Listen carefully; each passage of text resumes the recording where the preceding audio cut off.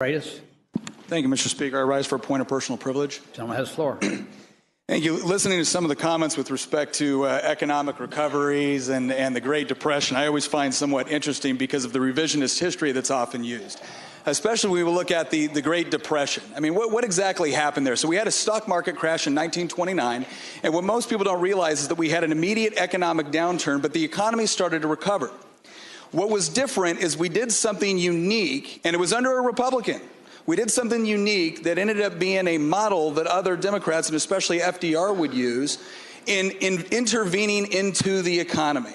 So we had a massive economic downturn in the early 20s as well. What was the response by Warren G. Harding and Calvin Coolidge? It was to reduce taxes. It was to reduce government spending.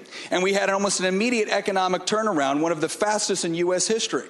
In 1929, when we had an economic turnaround, the government massively intervened in the economy. And one of the things that I hope some of my colleagues on the other side will agree with me on is one of the biggest things that we did that was a problem is we passed the Smoot-Hawley tariff, which resulted in a trade war. So I am a major free trade advocate. But I will say this much.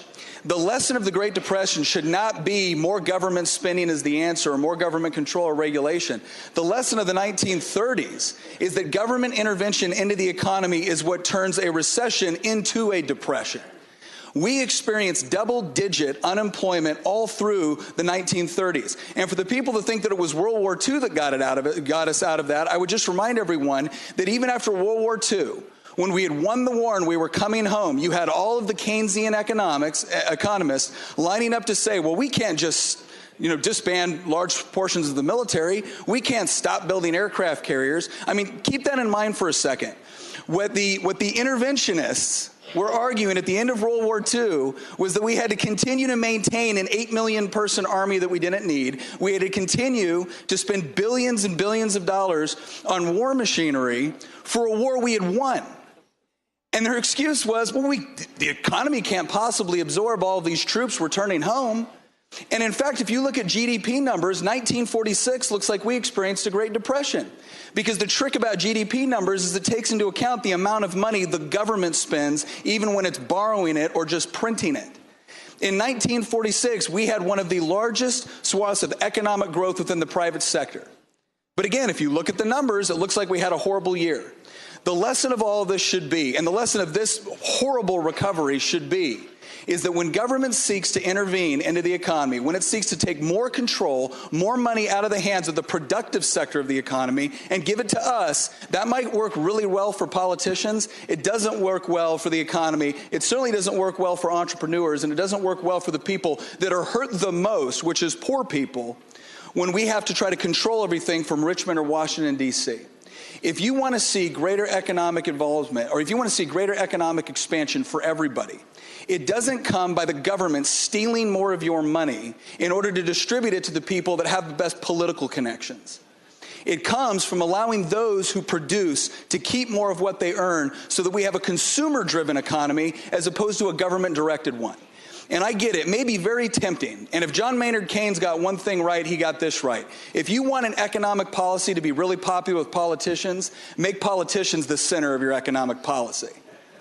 But if you want something to be successful and work for everybody, you put it back into the hands of free people. So the answer is not what Hoover did. The answer is not what FDR did. The answer is certainly not what Barack Obama did. And quite frankly, it wasn't what George W. Bush did in some of his policies either. At the end of the day, here's the question. Do we trust free people to spend their money and invest their money the way they see fit when they're the ones paying the risk? Or are we going to take that from them and put it in our control? Because quite frankly, I think there's too many politicians that think their constituents are brilliant when they're voting for them, but too stupid to do anything else within their own lives. So quite frankly, if we want to see great economic recovery, now in the future, go look at the past. What happened when we had major economic downturns and we allowed the free market to work? We saw incredible recoveries. We saw innovation. We saw new technological advancement, which helped everybody. And when government tries to run it from Richmond or Washington, D.C., because we're just one five-year plan away from success, comrade, it doesn't work. So this is one of two options. We either trust a group of politicians to manage our economy for us, or we're going to trust free men and women to be able to invest, spend their money on the needs, wants, and services that they want through voluntary cooperation within a free market. Mr. Speaker, I choose the free market every day of the week and twice on Sunday.